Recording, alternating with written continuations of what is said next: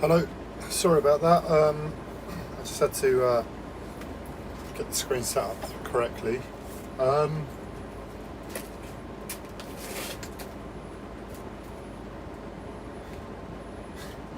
uh, so I'm trying to use the videos again, and there's just quite a bit going on, and I'm just trying to focus myself to speak appropriately.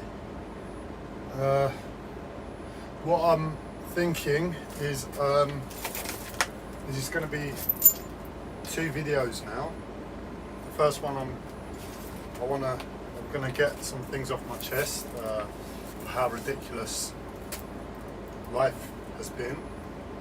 The second one, I'm hoping to make it a little bit more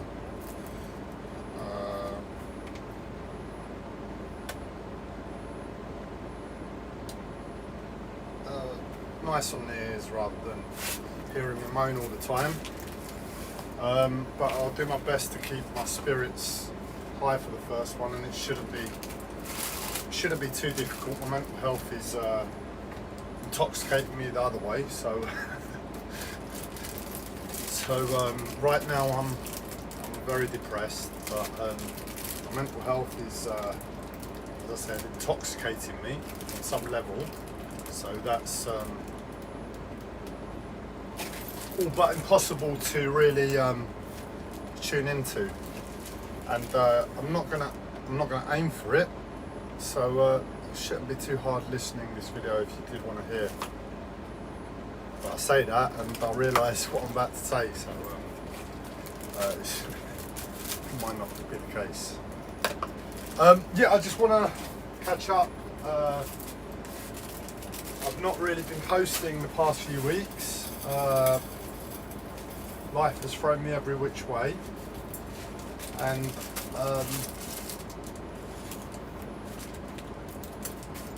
I know at least a few people watch these videos, so I just wanted to take the opportunity to get some things off my chest and fill you in on what's been happening for those that have been watching. Sorry, I'm going to be smoking on video as well. I'm just not in a place to moderate myself appropriately, so that it's even less disturbing to watch me, and it must be. But yeah, life has really been coming for me. I guess it must happen for everybody at time to time. Life just whatever you seem to do, it just seems to want to rip you to bits, and yeah, that's what's been happening for myself.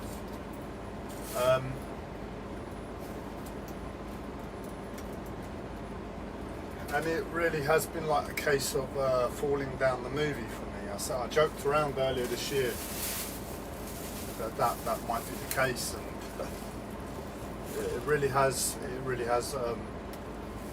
come to fruition. That's what's been going on.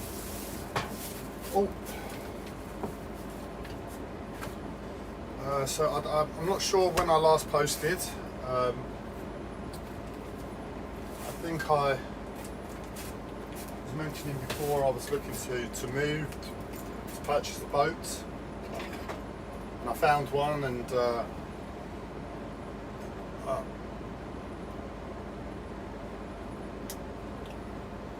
I was humbled. The reason being because within my mental health, I try and live in accordance with my mental health. So whatever my mental health asks of me, I try to surrender to it. You know, that's the easiest way I've found. And given the difficulties my mental health often puts in front of me, it's just proven it's where I've come to as a default reaction and to dealing with my mental health and having a life. Beyond that, but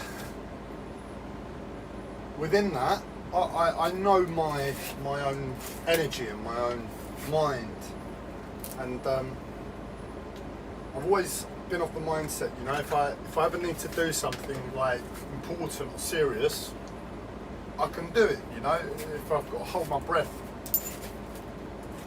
for a 2-3 week period and really give my energy to achieving something, because life is asking for it, I've always been able to do that, and that's how I've been able to function. And it was a real knock for me, because with the boat I had to let it go. My mental health was just demanding too much, and I did my best to be myself, you know, to be myself, and you know, try and push through the house, push through the purchase of the boat, regardless of whatever discomforts in that 2-3 week period it might have been.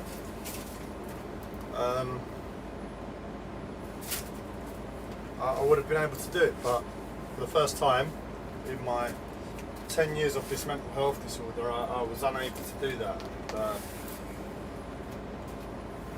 that was a big knock for me. I've not really been able to comprehend the significance of that, as much as I'm fully aware of what that means to my life.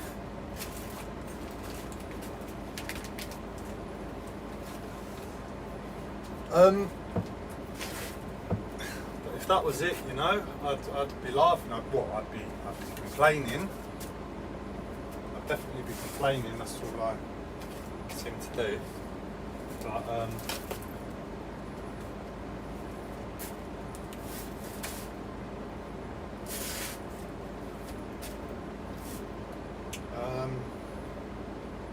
it's just been like relentless every day, every little minute, and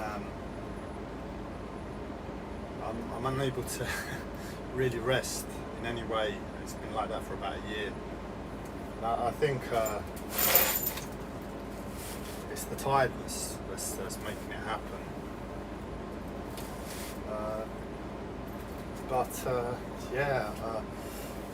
I'll tell you, rewind back.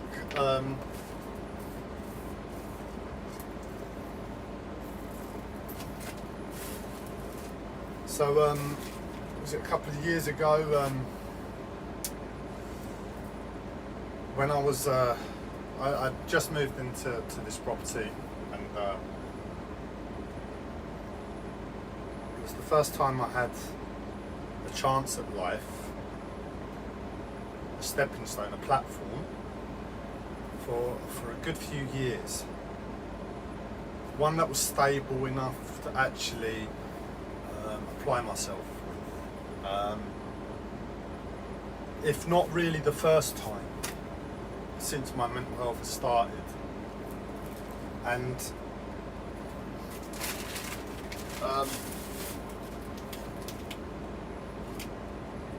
I really did want to make use of it. I wanted to sorry, I'm really thirsty. I'm just a bit disorientated as well. Yes, rewinding back. So what happened is I'd had quite a few years of real hard luck, and I'd been granted, by the grace of the council, Hackney Council, council residency in this flat. I was really adamant to make use of it, and the way I applied myself was to my mental health. I really needed to overcome, whatever was going on for me, because it's not a normal life. You've got to be prepared for things that can come left, right, and centre, and a relentlessness that doesn't seem to ease. Sorry, as you can tell, I'm struggling because this is where life has left me. It's really knocked me out. It's affecting my breathing. Maybe it's the coronavirus from a few weeks back when I had it still. But I haven't been doing this, and I've not really been able to centre in any way for a while. But now I am. As you can tell, I'm a bit of a state.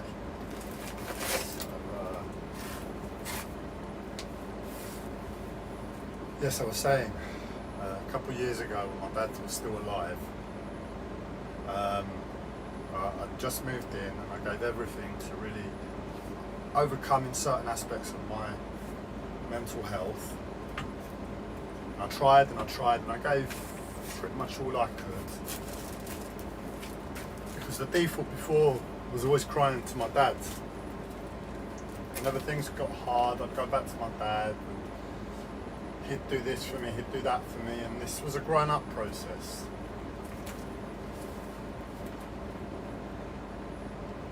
But my dad was still in the background there, and I knew he was on his way out. And I knew he'd had the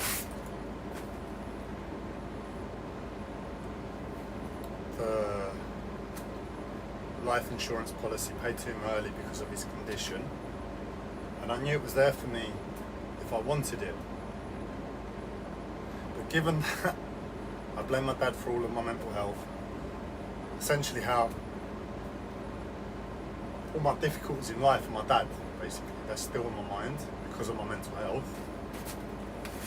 I didn't want to call back to him anymore. But life humbled me enough that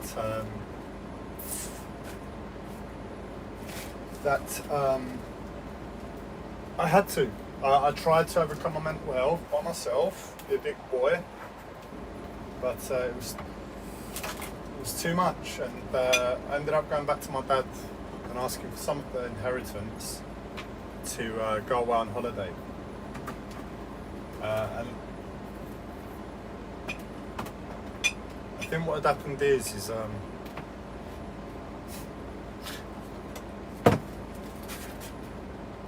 the complexities of the situation. By the time I'd gone back to him to ask him for the money to have a break, to clear my head, it was too late. I'd worn myself out that little bit more than I could really handle. And he granted me the money. I booked a vacation to Switzerland. I thought I'd go to the mountains, spend some time in the cold, which I really enjoy, the cold. But it just wasn't to be. I think whatever damage I'd done, whatever damage my mental health had done beforehand, me trying my best to not go to my dad, put me in a place where the holiday was all but ruined. I got to Switzerland, and it was so easy for my mental health to get the best of me. And I stayed there 2 days, got ripped to bits, and then decided I'm going to come home early.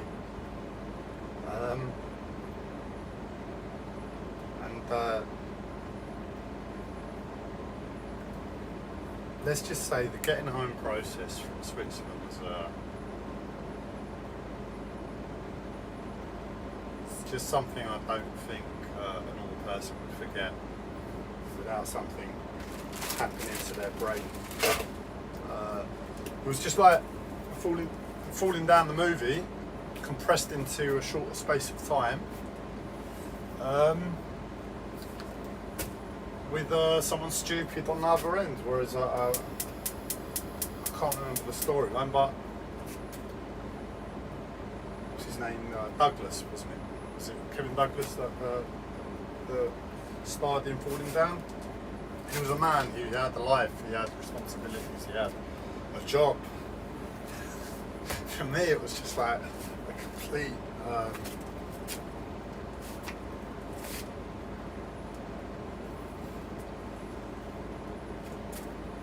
just being totally washed away. So I was beaten to bits in Switzerland. I decided I want to come home. What was the first step? That's it. I booked a flight. I think I booked a flight from the airport.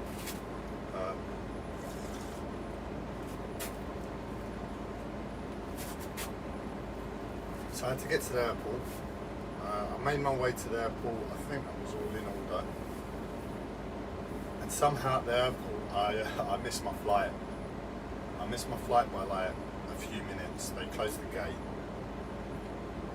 And the guy there was all friendly. He just said he will come and help me, blah, blah, blah.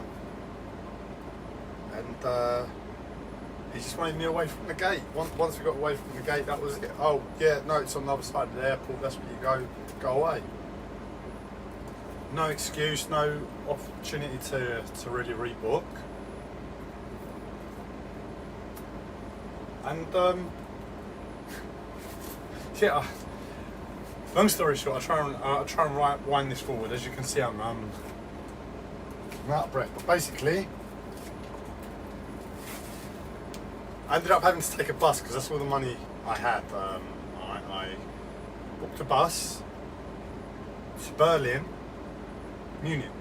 Munich. It was Munich. And from Munich I would change. And from Munich it would come all the way to London, I think. I think that was the course. So I got on the bus, got to Germany, and the buses, it's just like, when you have a mental health disorder and you're alone and your body's all falling to bits and you're queer in the world, those buses are a weird place to be for a long period of time, like a day period, you know, you've got to travel. And got to Munich, hung about somehow for hours and hours, made the transfer. I made the transfer, and I think that was it. You know, the mental health had really struck in. I was a mess. I made it as far as Belgium, and I ended up getting off the bus. I had to call my dad again, asking for more money to get Eurostar back to the UK. Oh no, it's even more. So right, yeah. And I forgot. Oh, it's not. I know it's not funny to listen to, but for myself, it's just it's shocking how it can be real. So I think I was in Belgium. I was at the Eurostar train terminal, and I think I bought the wrong ticket. Going from London to Belgium. So it was just another problem. And what I'm trying to get at in that moment, I know it's the most pressure I've ever had in my life. Being in that terminal, being penniless, having a mental health disorder, having the pressures on my life in London, coming away for a holiday, not being able to have a holiday because my mental health is so bad, trying to get home, missing my flight, travelling for hours on this cramped bus, calling it quits in Belgium, calling my dad again for more money, which I hate the man. Booking the wrong ticket, then having to try and call Eurostar and deal with Eurostar. I was a mess, man. I remember I was sorry. What's happening is my mental health is raping me at present on an energetic level, and it's really, really uncomfortable to do it. The thing with, and it wants me to stop speaking. So it tries to make me dance, and the way I dance tries to change my language. So you make of that what you want, but for me, so it just kills me. So yeah, being in Belgium, Eurostar terminal, bought the wrong ticket. As I said, all that pressure building up. Past 10 years, thinking I'm finally going to have a holiday, chill out, zone out, go back. And I remember trying to call Eurostar and make payment for another ticket. I can't remember what I did, if they helped me or not, but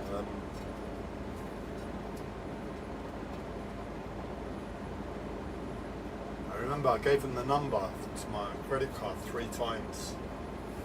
And but by that time, you know, I was just like, it was deep ingrained in my mind that I just hate everything. You know, people, life, you know, put it in front of me, I hate it. But I had to do my best because I was being humbled by life. I had to suck it up and be polite on the phone, which I hadn't really done for a while, and my mental health was causing conflict within me. Sorry, man. It was causing conflict within me about being polite. It was a movie I remember seeing a trailer of, call centre or something, about this black gentleman who learns how to speak white, so to speak, and he gets upgraded. That was in my head, and it was just adding to the pressure.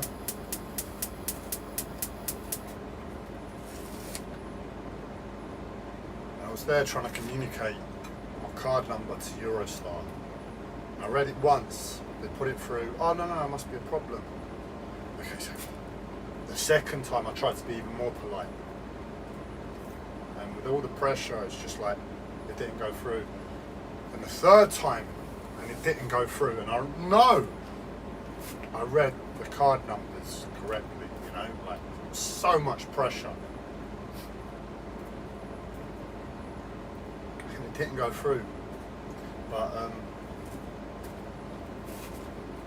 don't think I've ever been under so much pressure in my life.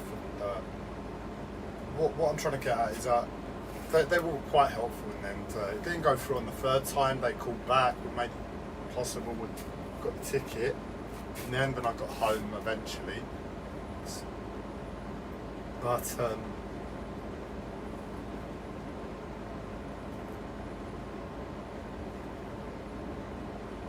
oh, that's it, I lost a tenner at the airport too. Do you know how much that killed me? It was probably because I lost the tenner that I lost my flight. But anyway, when you're penniless, £10 is a lot of money. But I got home, and it's just like the past few weeks have been a slightly more elongated version of that. The intensity I experienced in that period,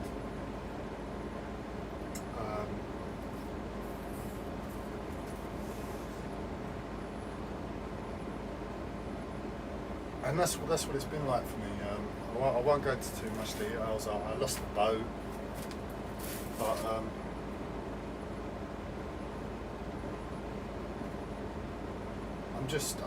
I'm lost, you know.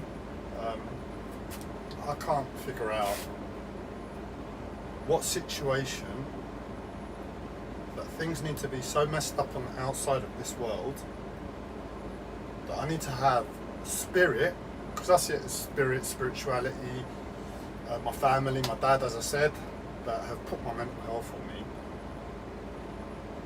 But I just can't understand how the world can be so challenging on the outside, and yes, we have unnatural luxuries in terms of apartments and money and shopping, and I can't imagine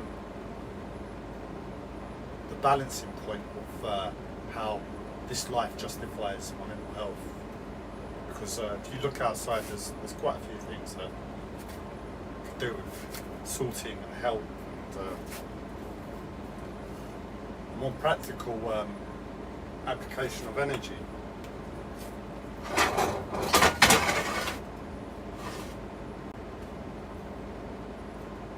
That's it. That's the rant. I don't need to go into details.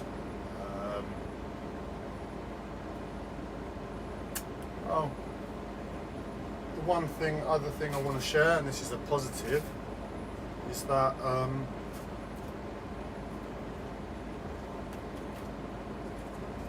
if the world does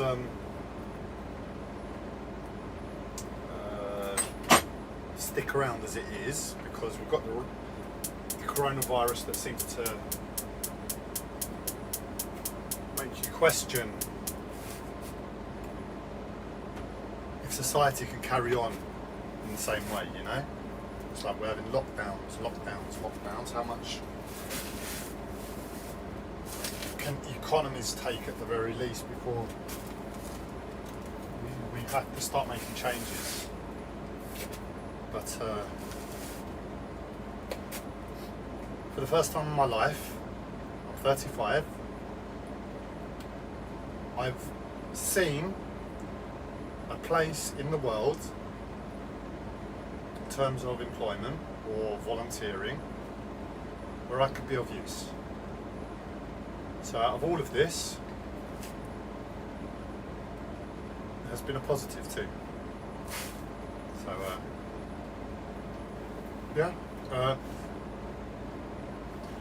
what I'm probably be coming back with in a few minutes is a video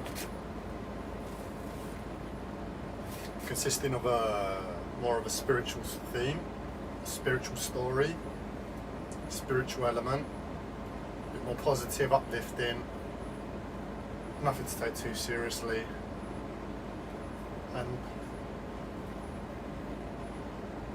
maybe we can get through it if my mental health stops raping me energetically. Otherwise, I might see you in a few minutes.